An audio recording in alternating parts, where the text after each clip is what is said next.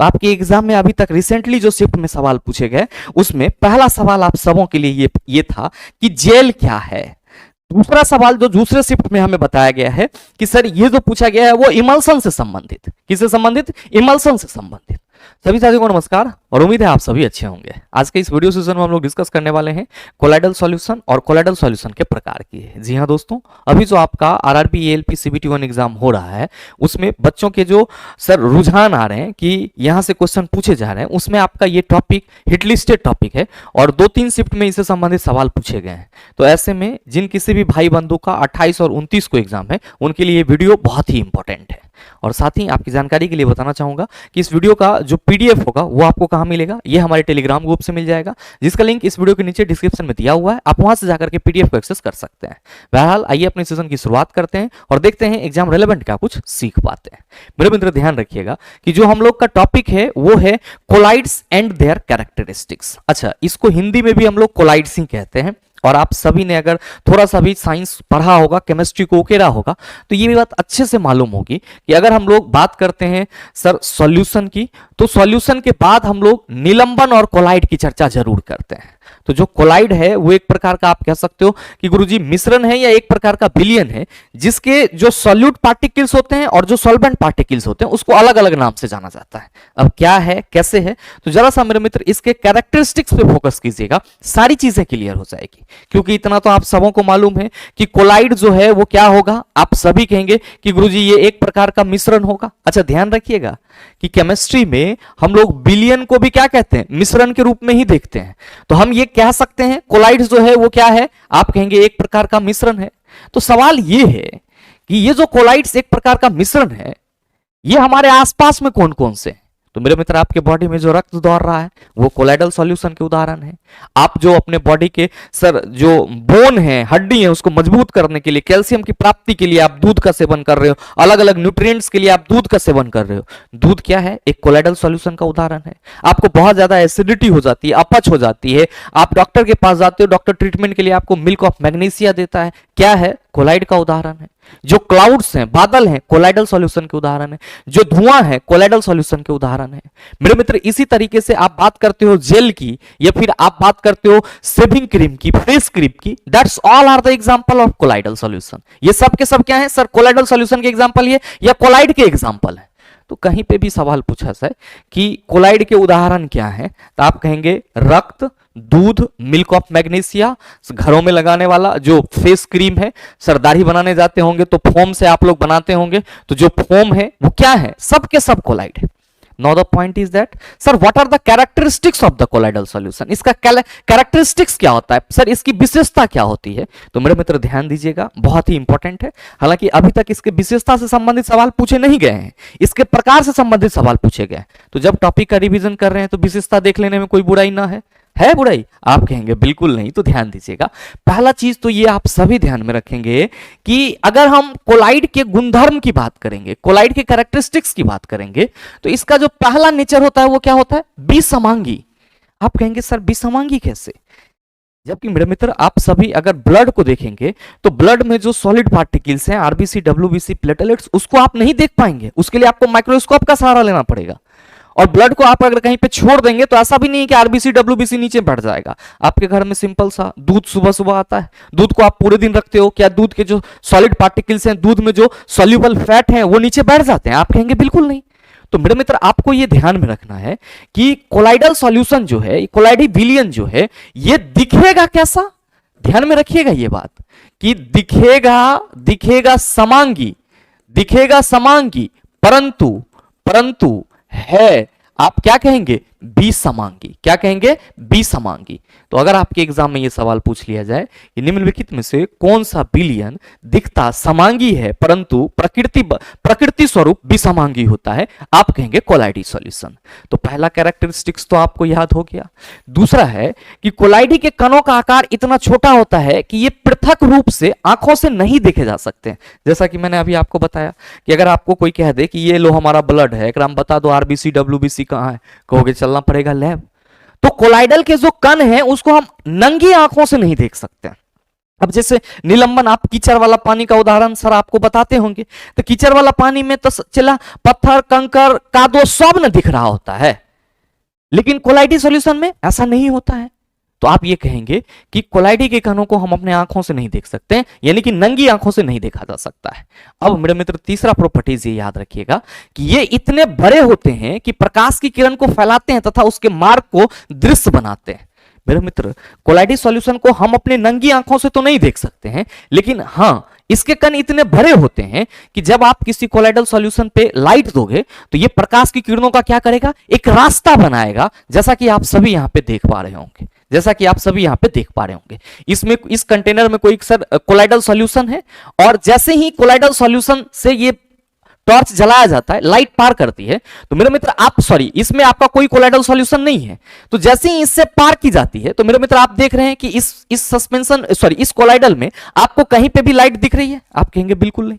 लेकिन मेरे मित्र अगर इस सॉल्यूशन से पार की जा रही है तो आप यहां पे देख रहे हैं कि जो हमारा पीली वाली लाइट है उसका एक बिंब बन रहा है।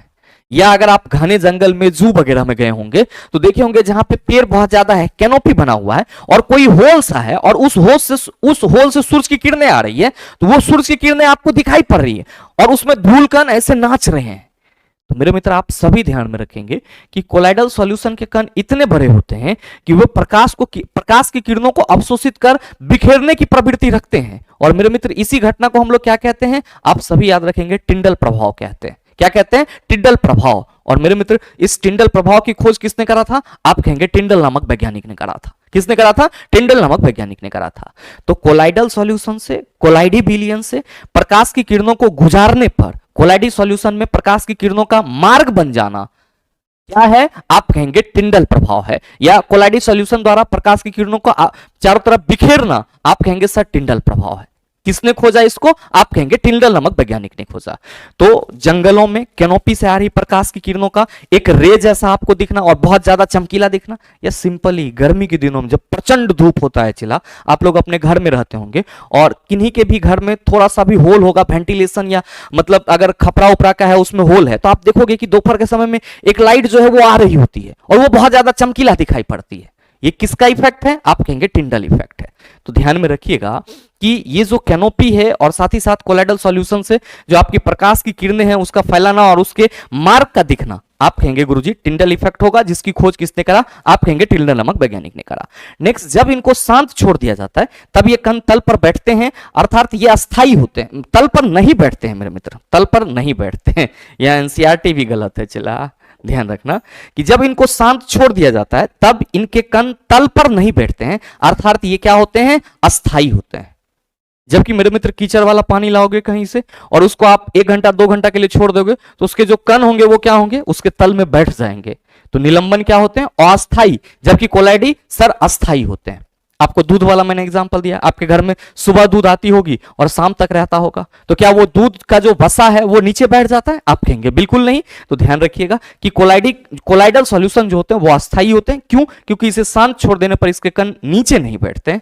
और मेरे मित्र ये इंपॉर्टेंट है, ध्यान में रख लीजिएगा कि कोलाइडल सॉल्यूशन के चूंकि जो कण होते हैं वो बहुत छोटे होते हैं, तो जाहिर सी बात है कि ये इतना छोटा होता है कि अगर हम इसको छानना चाहें तो ये छना जाएगा, लेकिन इसके जो सर सॉल्युबल पार्टिकल्स होंगे वो नहीं छनाएगा, सीधे आर पार हो जाएगा छानन पत्र के।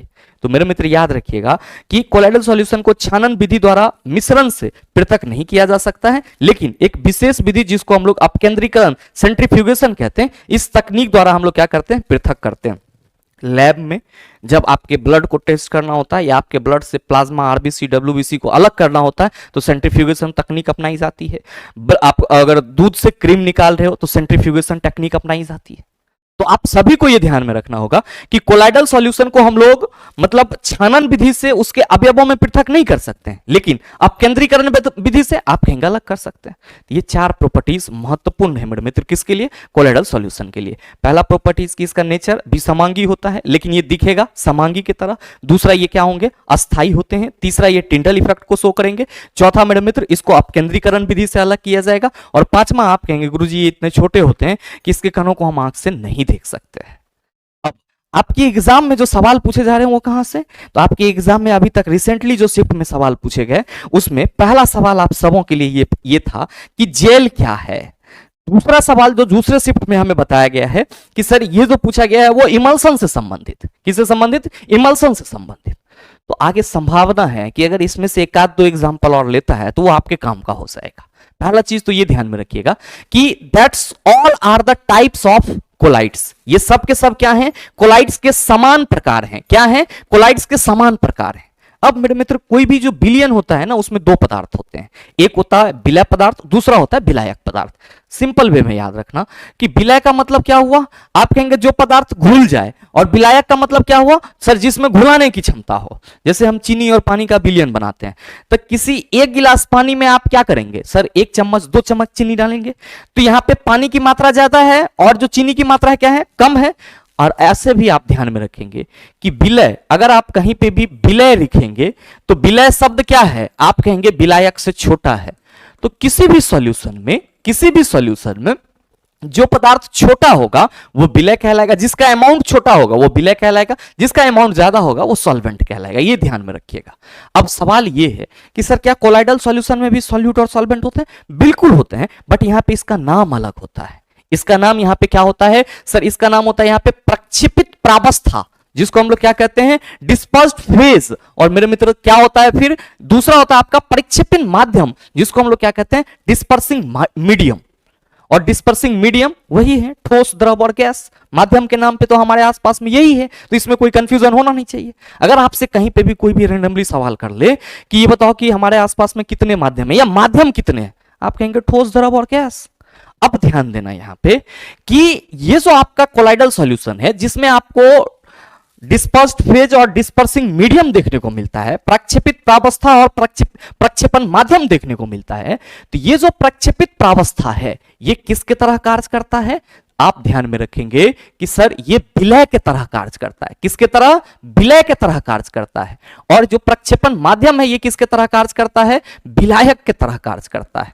और मेरे मित्र ध्यान में रखेंगे कि अलग अलग प्रक्षेपण माध्यम और अलग अलग प्रक्षेपित प्रावस्था के आधार पर अगर हम लोग कोलाइड्स के प्रकार की बात करते हैं तो मेरे मित्र पहला आपका ये क्या हो जाता है, एरोसोल, दूसरा आपका फोम हो जाता है, तीसरा आपका इमल्सन हो जाता है, चौथा सोल हो जाता है, पांचवा फोम हो जाता है, छठा जेल हो जाता है और सातवां आपका ठोस सोल हो जाता है। किस आधार पर, प्रक्षेपित प्रावस्था और प्रक्षेपण माध्यम के आधार पर। आप कहेंगे गुरुजी ये है क्या, मेरे मित्र ध्यान रखिएगा कि जब हम लोग गैस में या जब किसी गैस में कोई द्रव मिश्रित हो जाता है, जब किसी गैस में कोई द्रव मिश्रित हो जाता है, गैस में द्रव, माध्यम ये है, प्रक्षेपण माध्यम है, तो इसमें द्रव आकर के मिश्रित हो जाता है, तब हम लोग उसको क्या कहते हैं, आप सभी याद रखेंगे, एरोसोल कहते हैं। जैसे मेरे मित्र कोहरा, या फिर आप कह सकते हो कि सर फॉग, इसी को हम लोग इंग्लिश में कहते हैं फॉग। तो मेरे मित्र ये जो फॉग होता है वो एक्चुअली में क्या होता है, तो एयर में वाटर वेपर होते हैं या वाटर ड्रॉपलेट्स होते हैं। अब इसी तरीके से अगर हम बादल की बात करें तो आप कहेंगे गुरुजी एयर में वाटर ड्रॉपलेट्स होगा, कुहासा की बात करें सेम होगा। तो आप सभी ये ध्यान में रखेंगे कि द्रव और गैस के मिलने से, यानी कि आपका प्रक्षेपण माध्यम जब गैस में द्रव मिलता है तो एरोसोल फॉर्म होता है, जिसके एग्जाम्पल कौन है, कोहरा, बादल, कुहासा। क्या कहिएगा, कोहरा, बादल, कुहासा। अब ध्यान रखेंगे कि अगर हमारा प्रक्षेपण माध्यम गैस हो और उसमें कोई ठोस पदार्थ मिले, अभी द्रव मिल रहा था तो भी एरोसोल बन रहा था, अगर प्रक्षेपण माध्यम गैस हो और उसमें कोई ठोस पदार्थ मिले तो भी हमारा एरोसोल होगा। और मेरे मित्र जो धुआं है या जो वाहनों से निकले हुए धुआं होते हैं, स्वचालित वाहन का निथार, एग्जॉस्ट, ऑटोमोबाइल एग्जॉस्ट, ये किसके उदाहरण होंगे, आप कहेंगे एरोसोल के उदाहरण होंगे। फर्क क्या है कि दोनों का डिस्पर्सिंग मीडियम तो गुरुजी सेम है, लेकिन डिस्पर्स फेज अलग अलग है। सर पहले के लिए लिक्विड, दूसरे के लिए ठोस। तो अपन को एग्जांपल याद रखना है, याद रखिएगा कि कोहरा, बादल, कुहासा, धुआं, स्वचालित वाहन का निथार, जो भी है, that's all are the example of aerosol. बस ये दोनों अलग अलग इसलिए हैं कि सर जो धुआं और ऑटोमोबाइल का एग्जॉस्ट होगा उसमें जो हमारा प्रक्षेपित प्रावस्था होगा वो ठोस रूप में होगा, लेकिन माध्यम आप कहेंगे गैस ही होगा।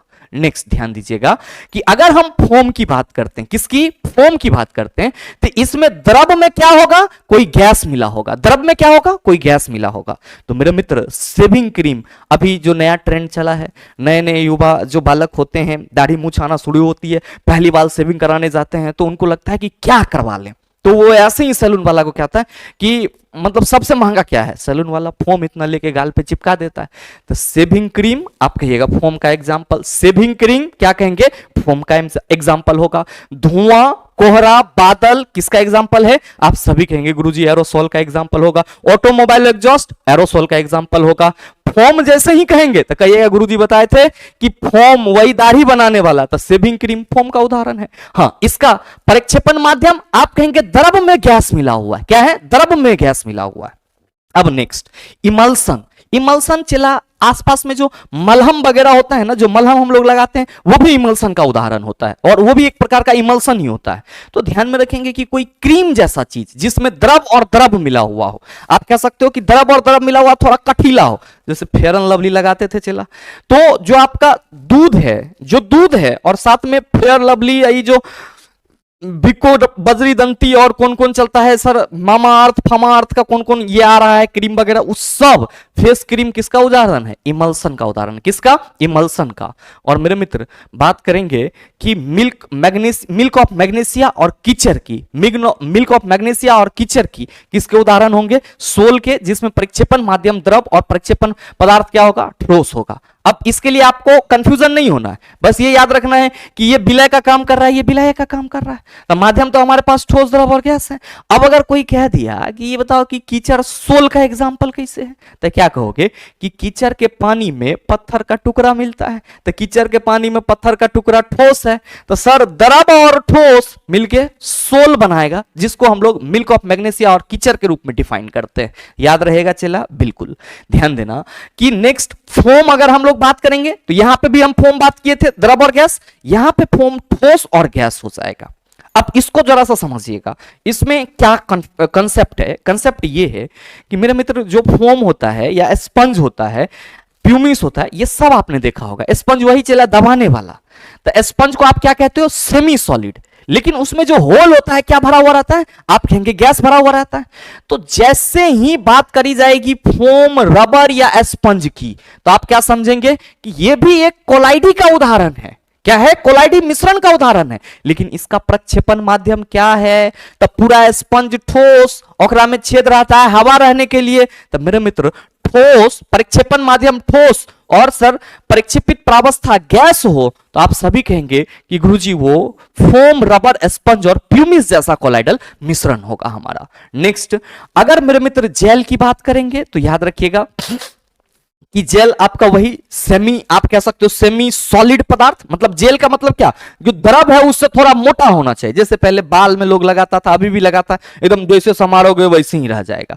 तो जेल बाल को कड़ा करता है, तो ठोस, ठोस प्रक्षेपण माध्यम में द्रव, जेल बाल को कड़ा करता है, तो बाल आपका ठोस पदार्थ है, ओकरा में आप क्या कर रहे हो, जेल जैसा कोई लिक्विड लगा रहे हो, तो ठोस द्रव क्या करेगा, जेल बनाएगा, जेली, पनीर, मक्खन, ये किसके उदाहरण होंगे, आप कहेंगे गुरुजी ये जेल के उदाहरण हो जाएंगे। और ठोस सोल में ठोस ठोस का जो मिश्रण होगा, यानी कि ठोस ठोस प्रक्षेपित प्रावस्था और प्रक्षेपण माध्यम का जो मिश्रण होगा, मेरे मित्रों क्या होंगे, ठोस सोल के उदाहरण होंगे। रंगीन पत्थर, दुधिया और कांच। तो बस ये चीज इसको ऐसे एक दो बार मेरे मित्र देख लीजिएगा, और मतलब वीडियो को सही तरीके से अगर आप देखेंगे तो हमें नहीं लगता कि आपको कोई परेशानी हुई होगी। और एक और स्पेशल हिंट देना चाहूंगा कि अगर आपको ये प्रक्षेपित प्रावस्था और प्रक्षेपण माध्यम याद नहीं रहता है, तो ऐसा तो मैंने पूरी कोशिश करा है समझाने का, तो अगर ये याद नहीं रहता है तो घबराने की कोई जरूरत नहीं है। आपके एग्जाम में अभी जो मुख्यतः सवाल पूछे गए हैं वो ये कि एरोसोल का उदाहरण कौन है, फोम का उदाहरण कौन है, इमल्सन का, सोल का, फोम का, जेल का। तो इतना याद रखना कि जो आपके एग्जाम में सवाल पूछे जाएंगे, जो आपके एग्जाम में सवाल पूछे जाएंगे उसमें एरोसोल के एग्जाम्पल पूछे जा सकते हैं, फोम के एग्जाम्पल पूछे जा सकते हैं, तो ये तो थोड़ा याद ही रहेगा। फोम माने शेविंग क्रीम, एमल्सन आप कहेंगे गुरुजी ये भी याद है, अब सोल तो आप कहिएगा गुरुजी ये भी याद है, कीचड़ वाला बात याद रहेगा। अब ये वाला आप स्टार मार्क दे करके फोम इसको पढ़ लीजिएगा, ये जेल और ये जिसमें हमने स्टार मार्क दिया है इसको बस आप करके चल जाइएगा। और मेरे मित्र इंपॉर्टेंट सभी हैं, लेकिन जो आपको याद हो चुका है और जो नहीं याद है उसको एक बार रिकॉल करके चले जाना है। उम्मीद करते हैं कि आपको इससे संबंधित जो पूछे जाएंगे सवाल उसमें कोई गलती आप नहीं करेंगे। और साथ ही उम्मीद करते हैं कि वीडियो आप सबों को अच्छा लगा होगा। अगर आपको वीडियो अच्छा लगा तो वीडियो को लाइक कीजिएगा, ज्यादा से ज्यादा अपने दोस्तों के साथ शेयर कीजिएगा, और अगर आप चैनल पर नए हैं तो सब्सक्राइब करके बेल आइकन दबा लीजिएगा, ताकि इस तरह के एग्जाम रेलेवेंट वीडियो का नोटिफिकेशन सबसे पहले आपके पास पहुंचे और आप उसको सबसे पहले देख पाओ। मिलते हैं फिर अगले सेशन में, तब तक के लिए best of luck, thank you, have a nice day.